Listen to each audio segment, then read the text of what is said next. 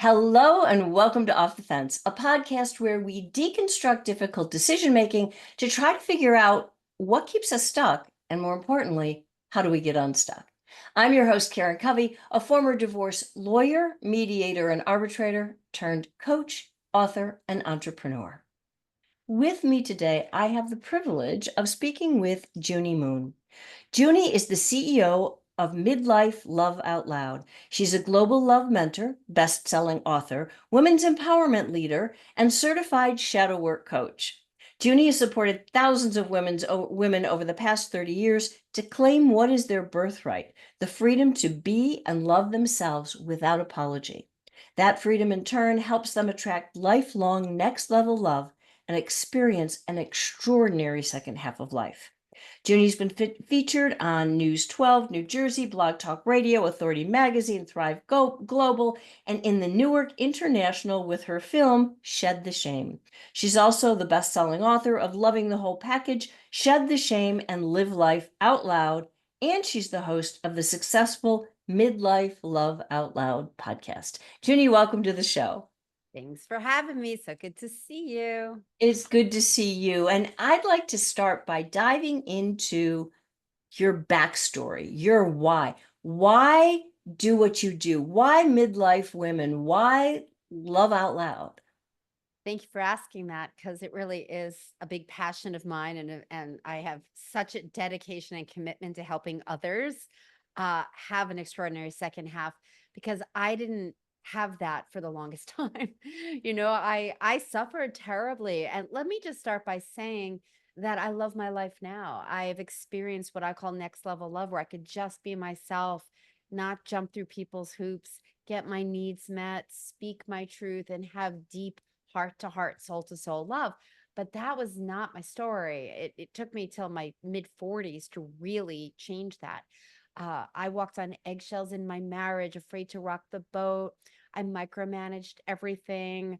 I was scared. I was scared of being left. I was scared of drama. I was scared of conflict. And ultimately, I found this body of work that changed my life called shadow work.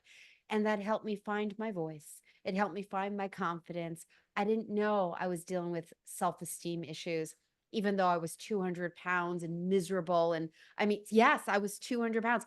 I used to go up and down the scale 40, 50 pounds at a time.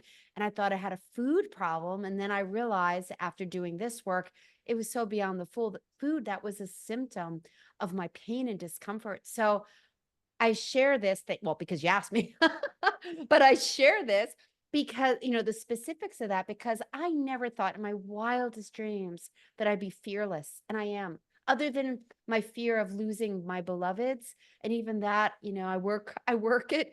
Um, I am just myself now, and I love my life. And I knew that if I can do it, other people can do it. And I'm actually a trained licensed acupuncturist. I don't know if you know that or not. And when my son moved out, that was 2012, I was like, well, I can reinvigorate my acupuncture practice. That would have been easy, good money, all that jazz. But that wasn't where I was at anymore. I was like, I'm different now. I know something, and I can have a huge impact in helping others wake up and really put a stake in the ground to have a life that they could never even imagine was possible. Because I didn't know it, but I know it now. And so I absolutely love helping women, especially women, rise up and claim the second half on their terms with freedom and joy and confidence. That is amazing. And I think that's why you and I get along so well, because I have a similar mission and passion to help people live life on their terms, not somebody else's life, your life. You only get one shot at this, at least as far as we know. And, Well, in this body, with this personality, with this name, I only got one shot. Exactly, exactly. And speaking of body, because I know that if people are listening to this podcast, they can't see you. I don't know how tall you are because it's hard to tell on Zoom, but you are this little wisp of a thing. I cannot imagine you A little gaining and wisp losing of a 40, thing. 50 pounds. I'm 5'3", so I am not a tall, big woman. And I'm not a tiny woman either, like physically, even now, even after all that weight, I hold about 150, 155, and so I'm not this tiny stick figure. I have juicy thighs. My boobs aren't as perky as they used to be. And these are some of the things that are the biggest challenges, or at least one of the big challenges that women over 40 and 50 deal with, which is like, who's going to want me? I'm too old. I'm too fat. Well, it's just not true. However, that's the belief system. And those are the things that we all pick up about how we are and how we aren't. And I don't know if you know this or not, but well, you said it in my bio. I don't know if you've seen it. I did a short film called Shed the Shame, and I had a well-known body painter paint my naked body, and I hired a videographer because I realized I could do it. I had so much shame for most of my life. I couldn't even like leave the house sometimes. I had nothing to wear, and that wasn't because of my weight. No matter what weight I was, I had so much shame, and I just was so scared of being seen. So I did this film about body image and body shame to share my journey around that, but also that we can change, we can heal. And it's a beautiful metaphor that if something is hurting you, there's something in the background that can shift and we can have so much more joy and so much more freedom. That is amazing, and it's such a beautiful message. And I was just speaking with a potential client today, and your words are resonating so much because she had been stuck in a bad marriage for decades, as many of my clients have been, right? Yeah. And her biggest fear was that, okay, what if I get out of this? What if I leave this bad situation and there's nothing else? What if I'm alone all my life? What if I mean, I think she didn't put it in these terms, but fundamentally the question is, what if I'm unlovable? Yeah. And that's one of the things that I support women with, which is to really get to the core of what's the big fear. I'm afraid I'm unlovable. I'm afraid I might be betrayed again. If I really open up my heart, I might be left. I might be cheated on. Someone might die on me. I mean, there are so many things that we carry from all the experiences in our life. And so that's a huge fear of, if I leave, what's on the other side? And human beings don't like mystery. We don't like I don't know where I'm going to land. And so a lot of times, we've heard the infamous comfort zone. Well, we know what we know. We're dealing with the pain that we have. Could it be worse? But what I always say is, you need to stretch your comfort zone. You need to learn who you are. You need to get those tools so that you can have an extraordinary second half of life, whether you have a partner or not. Because frankly, if you're scared you're going to be alone, if you're scared there's something wrong with you, you're going to be bringing that to the next relationship, and you're probably going to recreate what you did before. Now, that's scary. However, if you wake up and you realize that you are not at the mercy of that training that's between your ears, and I promise you, you're not, because if I can do it, you can do it. The thing is that, do you want to stay in the painful dynamic that you're in? Or are you willing to take a risk to look at what's possible? And when you look, it's not so scary. Well, what would you say to somebody who is just, they're in the scared, they're in the fear, they're petrified? How do you help them get past that block, get past that fear so that, I mean, they can say intellectually, yes, I want that amazing second half. I want a beautiful life, but there's still, the fear still stops them from getting it. How would you help someone like that? Thank you for that. That's such an important question, because we can want something, but then how do we stop ourselves? How do we self sabotage? How do we cause ourselves to not trust ourselves or doubt it's even possible? And that, again, is ultimately fear of something bad happening. Mhm. So, in this body of work called shadow work, I'm trained and licensed in shadow work, in the original body of shadow work. And I say that because there's a lot of people saying they do shadow work and they might be doing their version. I just wanted to like say that, fully trained here, and amazing. And we do these special processes to help people really see what the fear is about. So, what's the block? Why is that? And so, your question is, well, why is that? So, without going into specifics, we're wired to survive. We're not wired for pleasure, even though we want pleasure and we deserve pleasure, in my opinion. We are born with this this human journey that's been around for eons, saying don't get kicked out of the tribe, or you will die. And so we have all these survival instincts, and those are good things. And we say that there's this part inside of us, we call it the risk manager, and this part comes online at a very early age, if not from your first breath. saying, okay, I need to make sure you're going to be okay. I have to assess the situation and make sure you're not going to fall down in that hole, date the same guy, get your heart broken, whatever your fear is. That part is online and watching and assessing and creating strategies to keep you right where you are because of the mystery. So it uses things like the inner critic. It says, oh, no one's going to want you, or you're not lovable. And a lot of this is unconscious. We just know we're scared. We just doubt. We're just like, oh my God, I can't do it.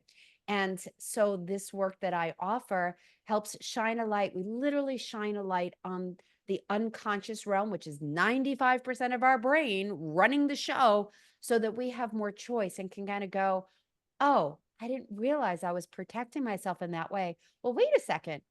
That's extreme. I don't actually need to do it that way. I could do it in a different way. And then we become more empowered to make different choices. And we don't have, and this is important too. That risk manager is always thinking we're going to jump off a cliff without the parachute. I'm just going to go and get a relationship and it's going to be better. And in the background, it's like, oh my God, does she not remember what happened last time? So Yeah. we need to update the risk manager. We need to get it with these special processes to help you have the confidence and the clarity and the ability to take it step by step and not just throw caution to the wind, and get it to know this part inside of you to know that you're not that little girl anymore, and that you, yes, you do need support. You do need good, healthy discernment and boundaries, and you don't throw caution to the wind because you're a smart, empowered, wise older woman. That you just said a very interesting word, boundaries. Yeah. So, so many people that I've seen in relationships, especially women, have a tendency to have very porous boundaries. Their boundaries look like Swiss cheese. What would you say to someone? How can you help support someone to, first of all, understand what their boundaries are or what they can have boundaries around? Because I think it starts there. So many of my clients, they're like, they didn't even know that they could have a boundary about something. And then, so how to find them and how to hold them. Huge, huge piece to the puzzle. It's a huge piece, boundaries. There are a lot of other things, but boy, boundaries are so key, because inside of boundaries is the ability to draw a line in the sand and say yes or no, the ability to have good communication and be able to speak our truth. We have not been taught how to do that, men and women. Men have been taught on some level societal uh, training on stepping on people's boundaries and being the guy. And I'm not going to go into that, but they've been trained in their way. And women overall have been trained to be the nurturers, go with the flow, don't rock the boat. I mean, it was just a heartbeat ago that we were in the kitchen just taking care of the house and being with kids and nurturing and supporting everybody. So it is a huge thing that I see over and over and over when I speak with people that are like, well, I want this, but I'm terrified and blah, blah, blah. And it's like, where are the boundaries? So we start, and this is for everybody, start with what you desire. Just like take a moment and ask yourself, what is it that you want? Where are you getting in your own way? What are the strategies? What are your patterns? What are you doing or not doing? And then ask yourself, what's so scary about it? And you most likely will find at least something in the boundary area of, if I speak up, I might be criticized. If I show my true self, I won't be loved. There's all these pieces. And so, I mean, it's a really hard question to actually answer because there's just so many ways to look at it. But ultimately, we've learned that boundaries separate. If I set a boundary, I'm going to look like a bitch. I'm going to look like I'm too much. I mean, these are the common themes that I hear, versus if I share my truth in a healthy way, that it actually brings me closer and has me have deeper connection with others because they're sensing a very healthy way of sharing. We are not taught that. We're taught to yell. We're taught to, especially women. Mhm. Women tend to not be very direct. Men tend to be way more direct. And sometimes they can hurt because they're so direct and we're like, oh my God, you could have softened it up a little bit, but they don't know how to do it either in a conscious, healthy, loving way. And women, we tend to bite. We tend to be sarcastic. And that's how we set our boundaries like, oh, yeah, well, obviously you forgot the milk again, versus, honey, we need to have a conversation. Is this a good time? Let's chat. And so when I work with people, we're pulling back the curtains and going, what's not working? What did you learn about boundaries? What's so scary about sharing your truth? What's it like to open and be seen vulnerably? We've had all of these experiences that have us being so friggin' careful. But the beautiful thing is we get to this age and we go, well, this isn't working. And if I really want another relationship, I want to do it differently. And as you know, second marriages have even a higher divorce rate. Third marriages, even higher divorce rates, like 60, 65% of second marriages, because people aren't figuring this out. And we need to figure this out. Yeah, I mean, it's like I like to tell my clients, you're gonna take you wherever you go, right? Yeah. So you're if you figure this stuff out now, and it's not even always about your spouse, right? You're in a relationship with somebody, the relationship isn't working, and the ironic part is people are afraid to hold their boundaries because they don't want the conflict, and yet it's the avoidance of the conflict that's keeping the relationship in the state that it is. Like you said, you'd be so much closer if you could just talk and have the conversation, but they're so afraid to do that. Yeah, and we've learned to sweep things under the rug and, well, it's not so bad, or I really don't want to How annoy many him and I don't want times? the conflict. And that was my marriage. I mean, I micromanaged everything. And then it would be the tipping point where there'd just be like, I'm too tired or I was too stressed. And that last little thing, and I would blow and I would literally beat him on the chest. So here I am, afraid of conflict and afraid of drama. Talk about emotional friggin' drama out of nowhere. And that's what happens when we deny our truth and we don't have the tools to actually have that good communication. It's one of the things I spend a lot of time on with my one-on-one clients as well as my group program. It's like over time we need to learn how to have these difficult conversations that sometimes scare us in a Hmm. way where we actually are building bridges, not burning them, where we're calling somebody in, into me, see intimacy. If we want deep connection, we need to be able to open and go, ouch, when this happened, ouch, this is what went on inside of me. Doesn't mean what they did wasn't okay. It's not about giving them a free pass. It is about saying, this is what happens to me when this happens, and they get to know that whatever they said, whatever they did had an impact on you. And then you get to see where your relationship is. But the more we aren't truthful and the more we're all kind of dodging the conversations, we know where that leads. Divorce, pain, Yeah. drama, conflict. It sucks. It totally sucks. Yeah, you're right. It does totally suck that when you're dodging the truth, you end up with, I don't know, a mess. It doesn't end well no matter how you do it.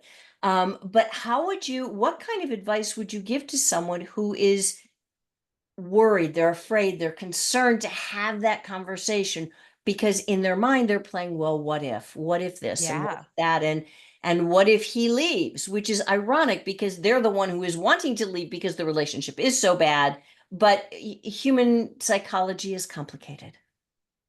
Humans are complicated. Emotions are complicated. We are very unique beings for sure. Well, first of all, we don't have to do everything right now. Let's all take a breath into that. Like, we don't have to make any decisions right now. We wouldn't put our tiny 2-year-old on a bike without trainer wheels. That was the first time I used that metaphor, but I think it's good. Because they're not going to know how to do that.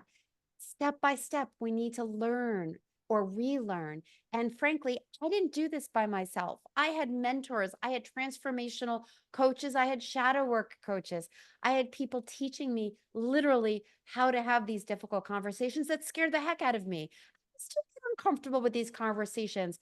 However, I know the price I pay if I don't have them, but I don't have the conversation. And this is what I teach my clients. Don't have the conversation until you've worked your stuff, until you're clear about what you're going to say. What was the impact of the problem, the challenge that you're perceiving? What is it you actually even want to ask from this person? And how can you do it in a way without pointing a finger and blaming them? It's an inside job. So slowly, consciously, we come home to ourselves and hopefully with support, because like I said, we got blind spots. We've been trained all these years to be the way we are. It takes time, but it doesn't have to take years or decades. It's just some tools.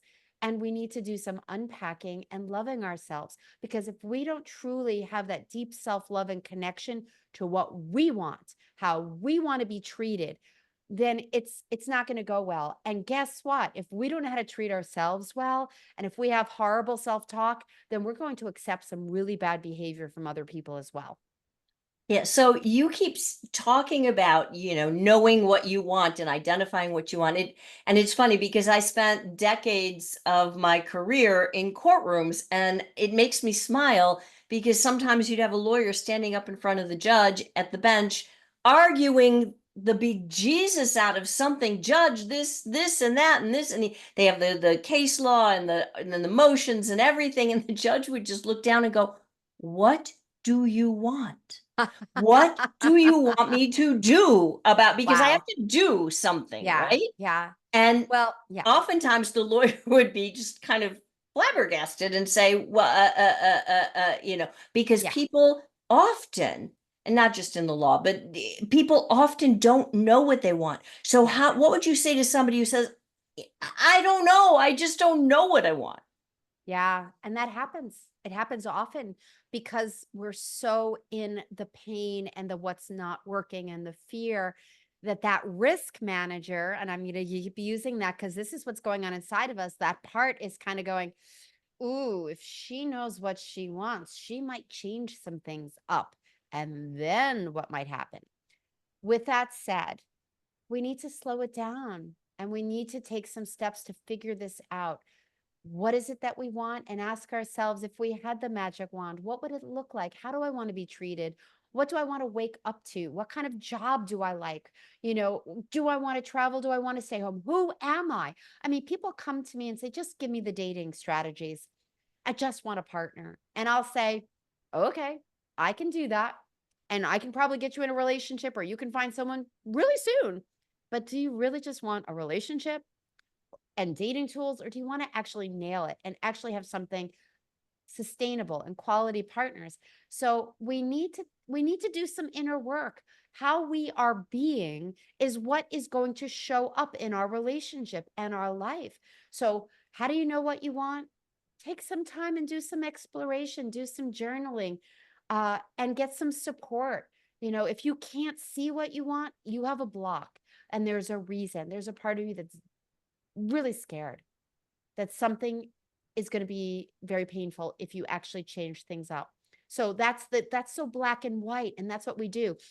And going back to the courtroom scenario, we're so trained and supported by a lot of people around us to go, and then he did this, and then he did this, and oh my God, and I was so hurt, and blah, blah, blah, blah, blah, blah, blah, blah. And then we go, oh my God, you poor thing. That sounds horrible. We're in the problem and we just go round and round and round. And the answer is not in the problem. We can certainly learn a lot from the problem, but at some point we got to put that aside and just go, okay, why am I allowing this? And if this wasn't here, if this problem, this challenge wasn't here, what would change for me? It's what I call getting attached to your story, that Yeah, you fall in love with the story so much that you can't let it go. But as long as you're spinning in the story, you can never ever find the solution to the problem or create a new story. exactly. And so the work I do, we look at what is in shadow. What are the blind spots? What did you pick? What belief did you pick up along the way that had you say, I better not be like that or show up like this? Let me throw away my selfishness because I was told I was selfish as a little kid. So now I'm a people pleaser. We threw away the ability for self-care. Or let me not be angry because anger hurts. but we threw away anger. But inside anger is the ability to have healthy boundaries and to speak our truth. So we need to see what's really going on the inside, and then we need to shift it. I mean, I had this client come to me once, and she was, and this is my favorite story. So people that have heard me before, just listen again. Maybe you'll hear another golden nugget. It's just, I just love it. She came to me in her mid 50s, great life, never had a long-term partner because she kept attracting the same person over and over. And it was not a fit. I'm going to keep it neutral, but it wasn't a fit. And she came to me and she was just like, and she knew me and she was like, Junie, I'm giving up hope. I'm like in my 50s. Like all I need are these guys that are this, that, and whatever. And then I sabotage it and blow it up. It's never going to work for me, but can you help me? So she joined my year-long program. It's called Midlife Love Unleashed, where we unleash our true authentic self by unpacking and letting go of the BS belief systems. And so we did this process, and she knew this on some level, but it hit her like a ton of bricks. She went back in time and went, oh my God, my parents had a very X, Y, and Z relationship. And I took on a belief that love hurts, relationships don't work, and this is painful. And so that risk manager took that on and said, well, I don't want you in a relationship. So I'm going to keep having you go in relationships that never last. And so she had this breakthrough. She disconnected from that belief and truly took on a new way of being of, I can have a healthy relationship. I can have a partnership. I don't have to have it the way my parents showed me. And within a couple of weeks, and I'm not kidding you, she was at a party with some friends, and this guy she'd known for years, but she never saw him as relationship material because the risk manager saw, uh-oh, long term. And he never saw her as a possibility either. And they got together. Within 6 months, she had a promise ring on her finger. They've been married for I don't even know how many years right now. I saw them a few weeks ago. They're so happy, but she couldn't see it. She couldn't see the belief of, if I get married or if I'm in a long-term relationship, it's going to be painful. And so as soon as she was able to see that and then disconnect and change and shift with the healing work that we do in shadow work, then she was able to have a very different life. So we need to slow down. We need to hopefully have even the slightest little spark inside of us that believes something can change. And trust me when I say it can, because if I can do it, you can do it. I see it all the time with my clients. And give yourself that opportunity to do some inner healing work. You deserve it.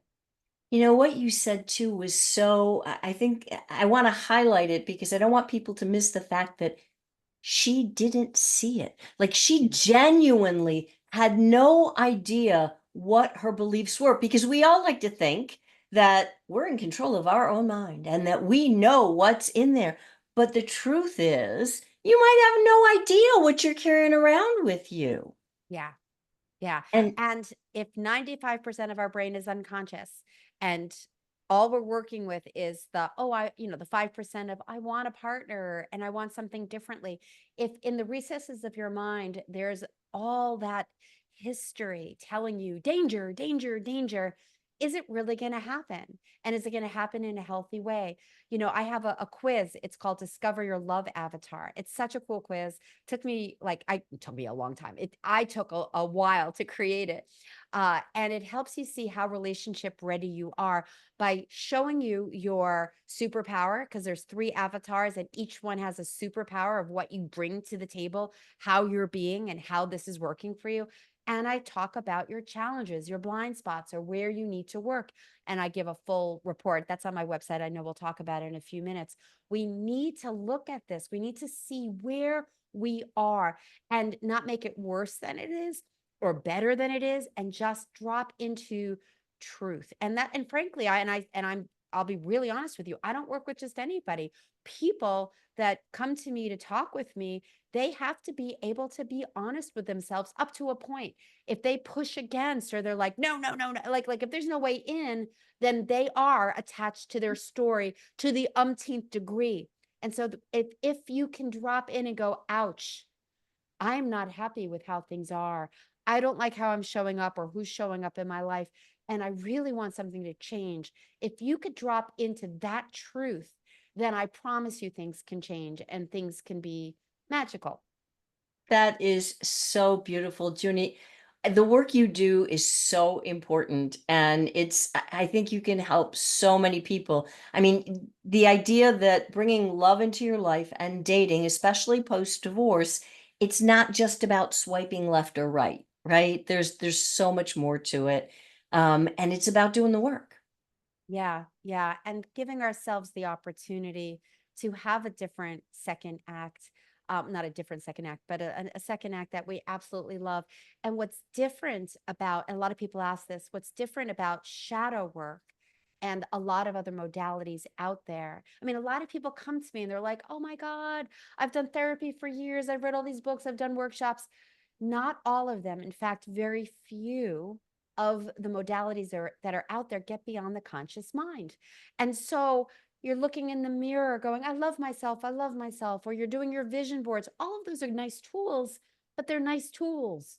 They're not going to help you truly let go of your deepest fears and your deepest what ifs, as you said earlier.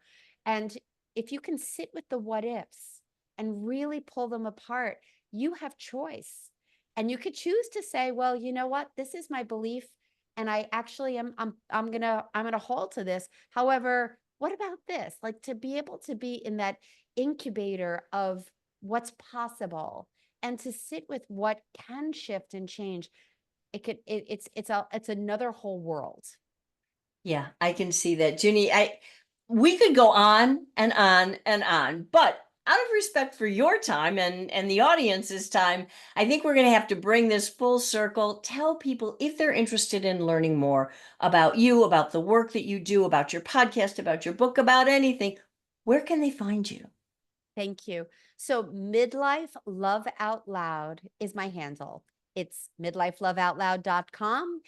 And it's on Instagram, it's on Facebook. But if you go to the midlifeloveoutloud.com, my website, you'll find so many things, including the quiz. You'll see the podcast, you'll see great articles, and an opportunity to ask for a love breakthrough session where we could actually sit down and talk about what are your blind spots and what do you desire. So I would just say go there, spend some time there, ask yourself, is this something you're willing to lean into?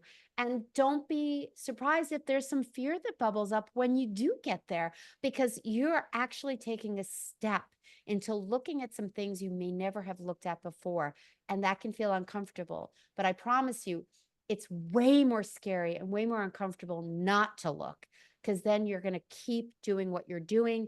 And if it's not working, it's going to continue to not work. And then we look back and go, oh my God, how did I get here? And why didn't I start sooner? So go there.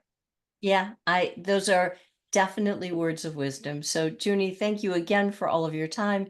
And for those of you who are out there watching or listening, if you enjoyed today's conversation, if you want more of this kind of thing, please do me a big favor. Like the video, like the podcast, subscribe everywhere.